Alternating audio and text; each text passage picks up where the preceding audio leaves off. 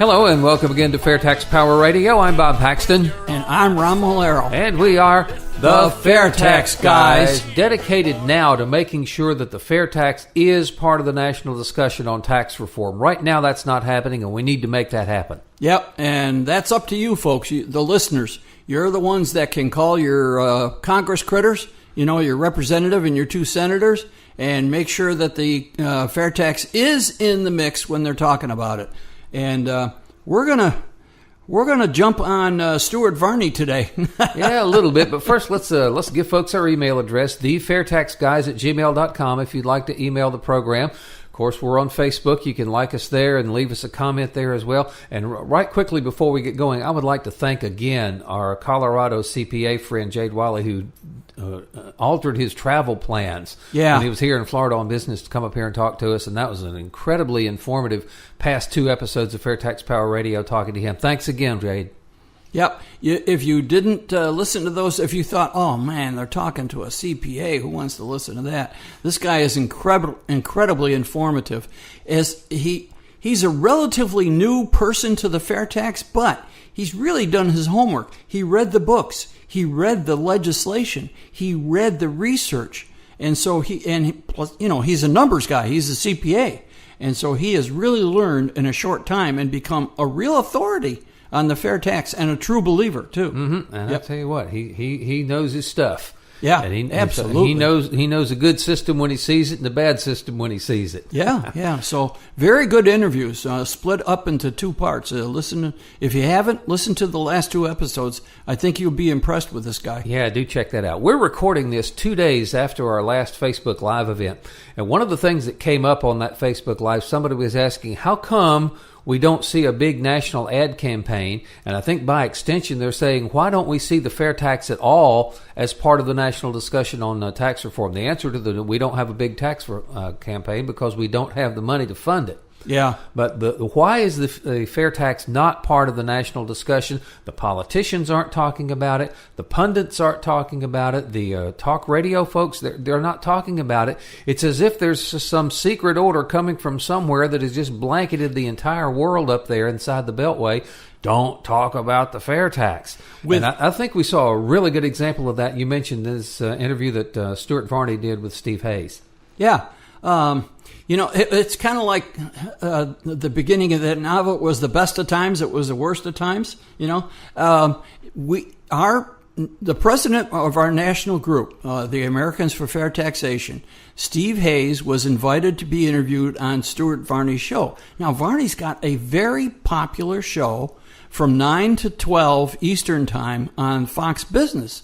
Very popular. Lots and lots of viewers. And I always thought he had a lot on the boil, a real good head on his head on his shoulder. And what he's pretty sharp when it comes to business. That he is. But when it comes to fair tax, we learned that Stuart Varney is not all that knowledgeable. Either that, or he was purposely being contentious so he could drive up ratings. I'm not sure which. Well, anyway, I'm glad that Steve was on there because, as we have noted, the fair tax has been just totally absent from the media. But now we made that one small appearance, and hopefully there was enough substance raised there that folks will want to know more about it. Because Hayes was telling Varney, what they're proposing now, what the president's proposing, what the Ways and Means Committee's proposing, what Speaker Ryan's proposing, what everybody's talking about, is not reform. It is tinkering around a corrupt system that the wheels are coming off of it. It's collapsing under its own weight. It's not working. It eventually is going to have to be replaced. And Steve tried to make that point over and over and over. Yeah. And Varney kept saying, that's pie in the sky. Let's worry about what we can get now. Well, he started out in the beginning of the interview, Mr. Varney did, by saying that we don't have enough time to reorganize the entire tax code. Well, why not?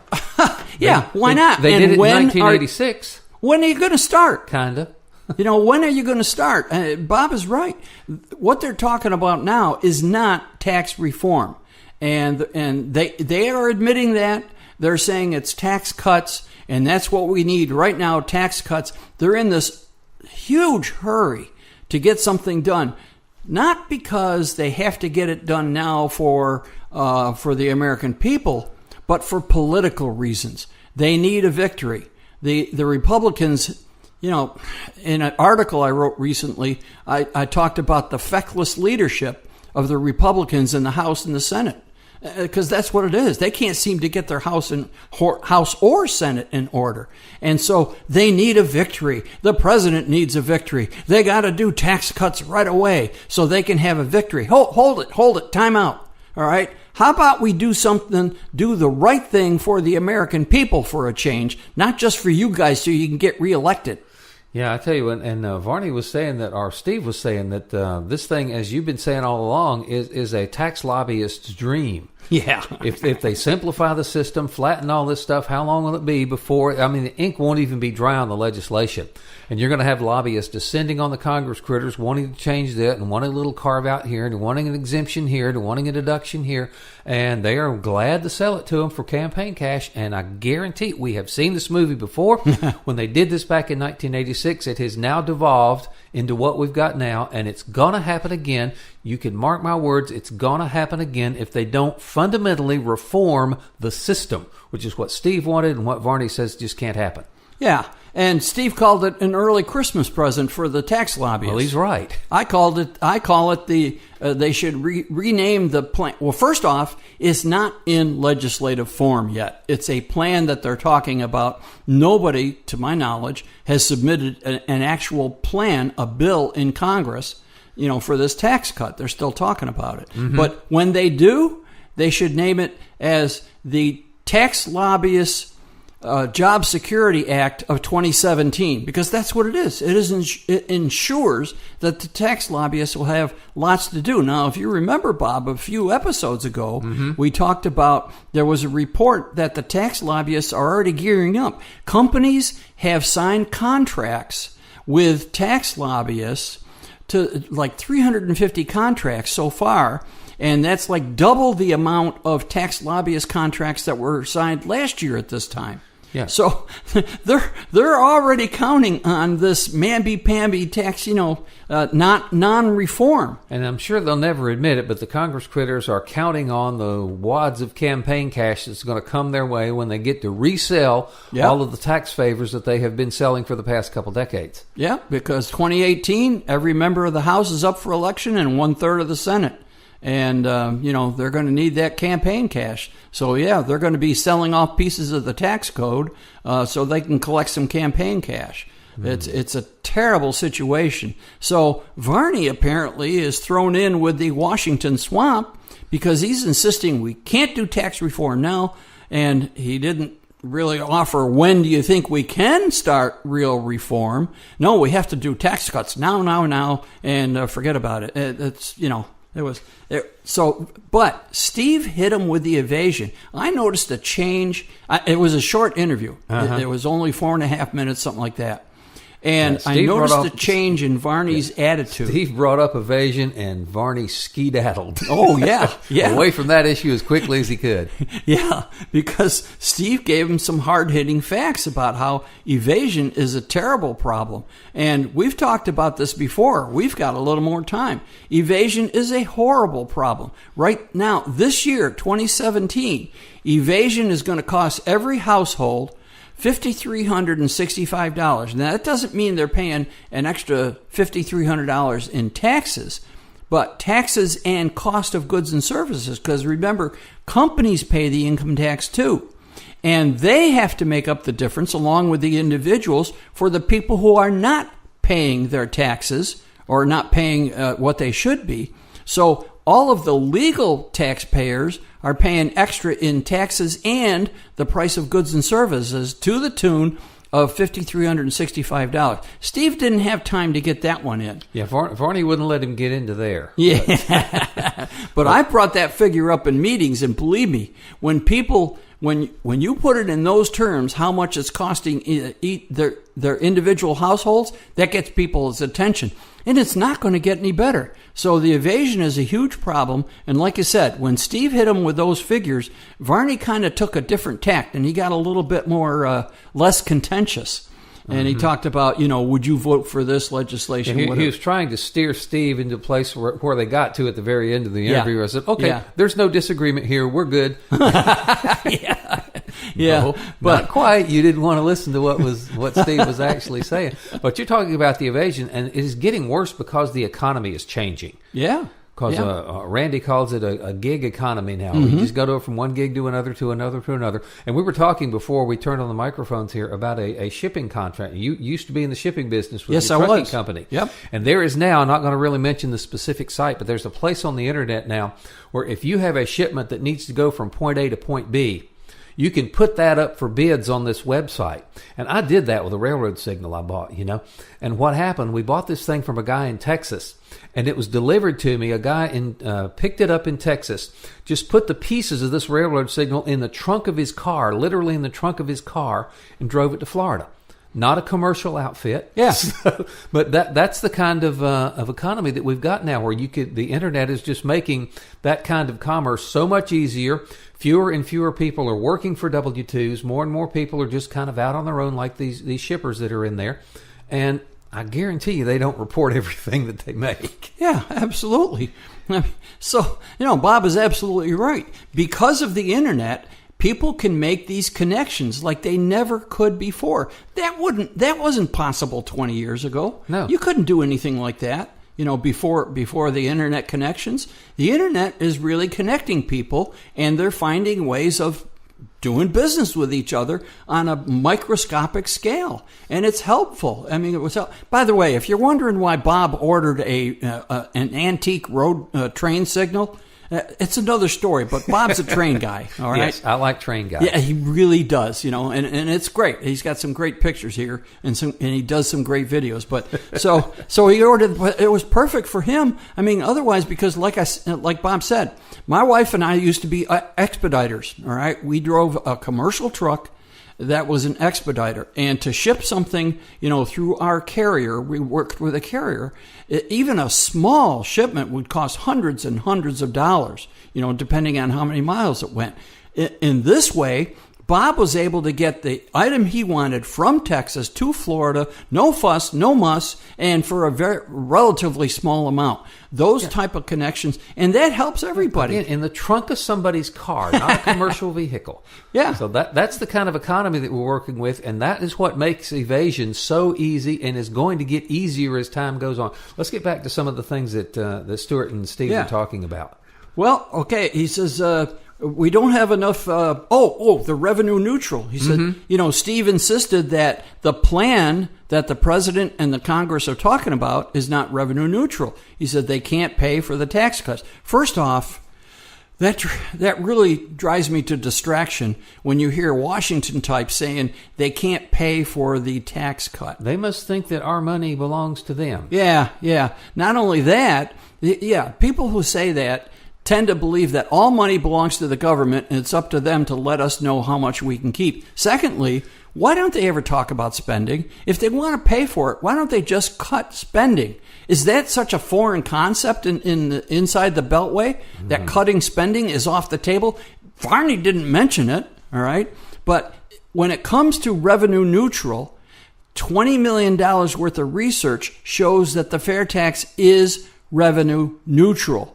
There's no way around it. The research shows that.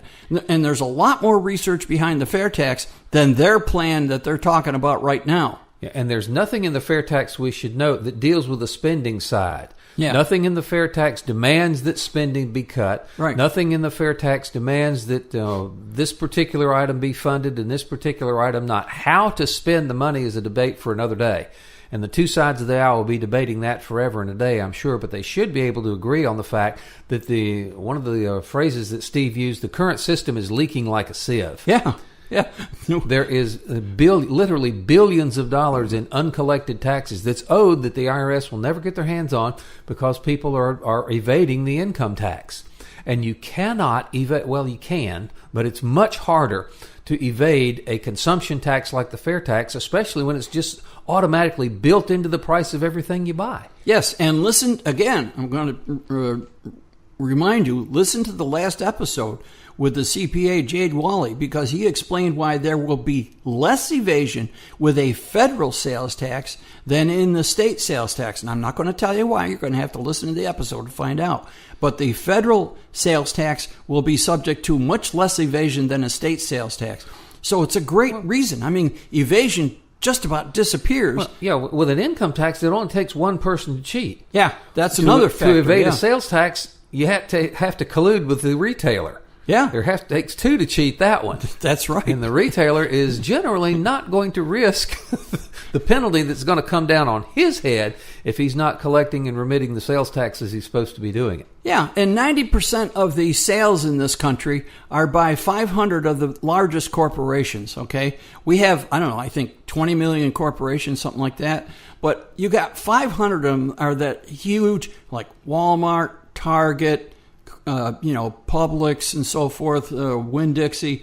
How are you going to cheat on the sales tax with those folks? I don't know. You can't. You're not. It's not possible. They'll kick you out if you suggest it. You know? Got that right. But again, we need to hit on this revenue neutrality again to make sure people understand what revenue neutral means. That means that it will raise the fair tax as it is designed, and the 23% rate was established so it would bring in the same amount of money to the federal government that the income tax does.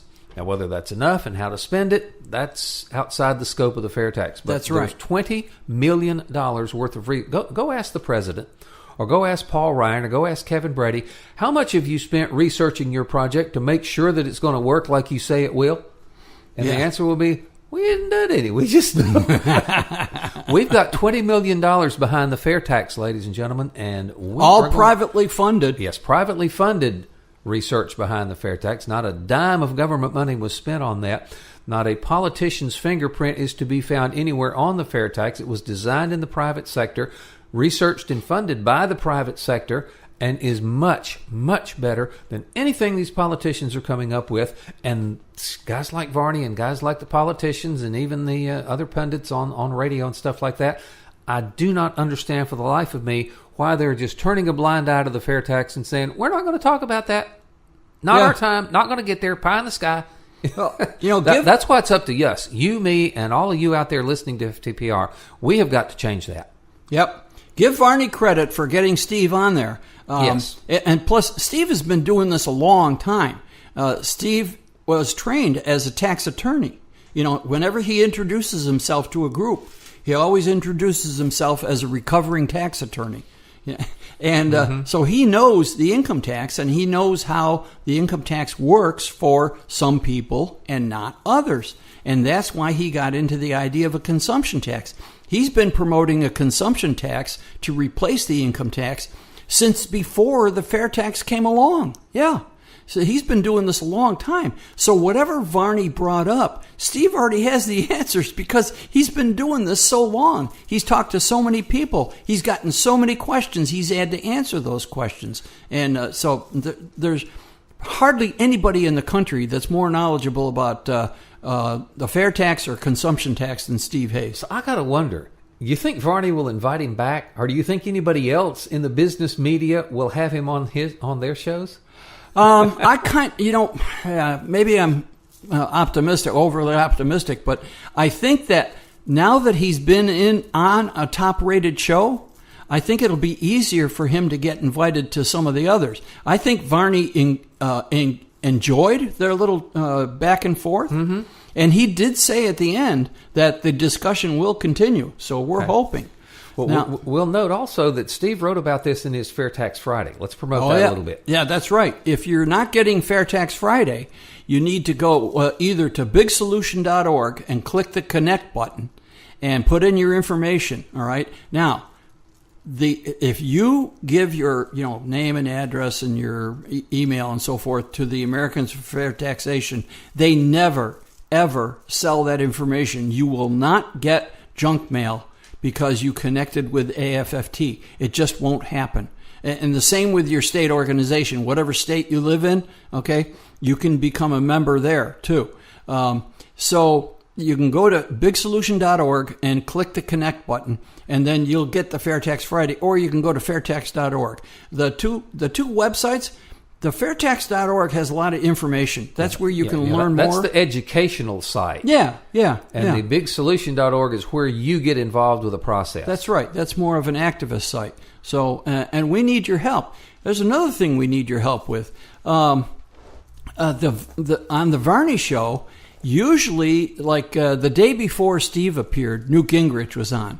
And, of course, the interview between Varney and Newt Gingrich is a YouTube. It's a video on the Varney's YouTube channel. Yeah, they released that. Yeah, all these shows have their own YouTube channel.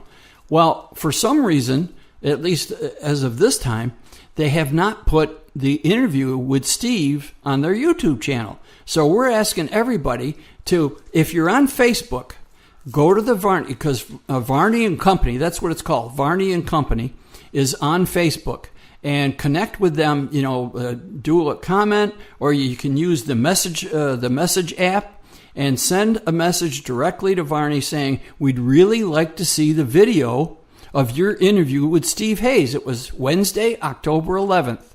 So please help us by flooding them with emails and to insist that they put Steve's interview on their YouTube channel. If you're not on Facebook, go to their website. Fox News has a website, or Fox Business has a website, and go to the Fox Business and go to the Varney Show and leave a comment there. So we're asking everybody to do that because, Bob was talking about earlier, why is there this, almost an embargo on the fair tax when you get inside the Beltway? We were so happy when we heard that Steve was going to be on the Varney Show, on the Varney and Company. And because that's a top-level show. That's really good. But at the same time, he was kind of dismissive. Yeah, I really thought Stuart would be more receptive to what Steve had to say. Yeah. But instead, he was just laser-focused on, hey, what you want's not going to happen. Let's get what we can. Yeah. And it's been that way for years and years and years and decades, and you raised it earlier.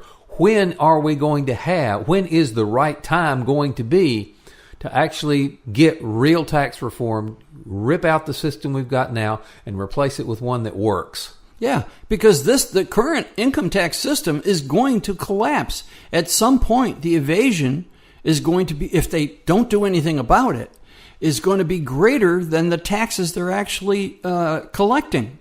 And there's going to be a revolution. People are going to say, wait a minute, we got all these people evading the tax code. Why am I busting my hump? There's, retired guys like Bob and I, there's not much we can do about it. It's collected out of our retirement before we even get it. But there's, like we said, there's all kinds of little businesses going, microscopic businesses going on. And these people are going to find ways to save some of their money. Yeah, and in order to fix that, Steve has made the point that the IRS needs a bunch more auditors. They're going to have to do a lot more enforcement and audit activity to catch these guys. But in the process, they will be hassling and harassing honest taxpayers because, as you know, people don't put a little E on their tax return and say, I'm an evader. Look at this. The enforcement effort that will be required to even put a dent in the evasion process is really a threat to the real taxpayers, real honest taxpayers. Who do not need or do not deserve to be put through the ringer by the IRS because somebody else is cheating. So why don't we just get a system that you can't cheat? Yeah, that's right. Get a system that you can't cheat. Build the tax into the price of things you buy. There where it doesn't matter where you get your money, how you get your money. And Jade was making the point there that the fair tax taxes existing wealth. It doesn't tax income. It taxes wealth, really. And, that's right. The wealthy will definitely pay their fair share under the fair tax, no doubt about that. But I'm not sure where we're going with this, but go ahead. Well, that's all right. I lost my train of thought, but yes, it works. The fair tax works. People ask, well, how do we know it's going to work? Because it is working. There are 9 states, and you've heard me say this before, that have a sales tax and they do not have an income tax. And those 9 states, Florida, Tennessee, Texas, are a few of them, all right? Those 9 states, their economies are doing... Our economy in Florida is roaring right along. Yeah, that reminds me, you got a little something about Florida over there that we wanted to get into this program. Yeah, we got about 5 minutes to do that, so go ahead and hop on that. We want to do that? Okay. So anyways, those 9 states are doing very well, and the 9 states with the highest income tax, not so much. Okay, so we know that the consumption tax is superior to the income tax. Yeah, we have a report here. This is a couple of weeks ago. Richard Corcoran. Now, Richard Corcoran here in Florida is the Speaker of the House in Tallahassee. Okay, and he put an article in the Tampa Bay Times touting how Trump's tax plan mirrors Florida's efforts. when talking about Florida's economy, the Sunshine State has never shined so bright. I think he's taken a little credit for this. So that's why President Donald Trump's speech last week on his plans for tax reform was so exciting. The president's tax plan, coupled with executive actions that have already been taken, replicates the approach we take here in Florida. And he goes on, he's got some other things. I wish the federal government would replicate the approach that we have in Florida. I wish they would replicate everything we do in Florida, including no income tax, because Mr. Corcoran kind of left that part of it out. We have no state income tax here. and that attracts businesses. You have no state income tax. The corporations don't have to pay state income tax, and their employees don't have to pay state income tax. And that's a very attractive thing. Plus, we have a governor that has made this state business friendly. You know, that has a lot to do with it. And that's, of course, what Trump is doing, you know, with rolling back some of the regulations. So, Mr. Corcoran, it's a nice article, but you forgot one very, very important difference between what Florida is doing and what the federal government is doing. Florida does not have an income tax. The federal government's income tax is killing everybody. We've been pounding here on FTPR for our past several episodes that the goals and the objectives that the president says he wants to accomplish with tax reform, what the House wants to accomplish with tax reform, what Kevin Brady says he wants to accomplish or has the reasons we have to have tax reform, and the Fair Tax hits it out of the park on their own criteria, much more so than what they're proposing. Oh, yeah. So that just tells you that the politicians there, the political ruling class, they don't want real tax reform because they've been milking the system for decades and they don't want to kill the golden goose. Yeah, that's right. So they're actually working on some kind of tax plan that will benefit them. Yeah, and let's back up here a little bit. The things that they are proposing, reducing the tax rates, eliminating some of the tax brackets and so forth, rolling this back. Yes, that will help. There's no question. Temporarily. That will help temporarily, okay? Till the lobbyists get a hold of it. Yeah, because this is just job security for the lobbyists and secure campaign cash for the Congress people who invite those lobbyists into their office. So it's not a good system in the way it can be manipulated, and has been manipulated for decades and decades. We need to do something about this. And the evasion thing, they can't ignore. I don't know. How long are they going to ignore this horrible evasion problem? Are they going to ignore it until it becomes an absolute crisis and the whole system collapses? Or are we going to do something proactively and fix it before it does totally collapse? Amen. Well, I'll tell you what, let me get this in here real quick. What you can do to help, go to your candidates' town halls. Yeah. They're having town halls. There are a couple of things you can ask them, okay? One of the things is, what are you going to do to bring down this evasion rate?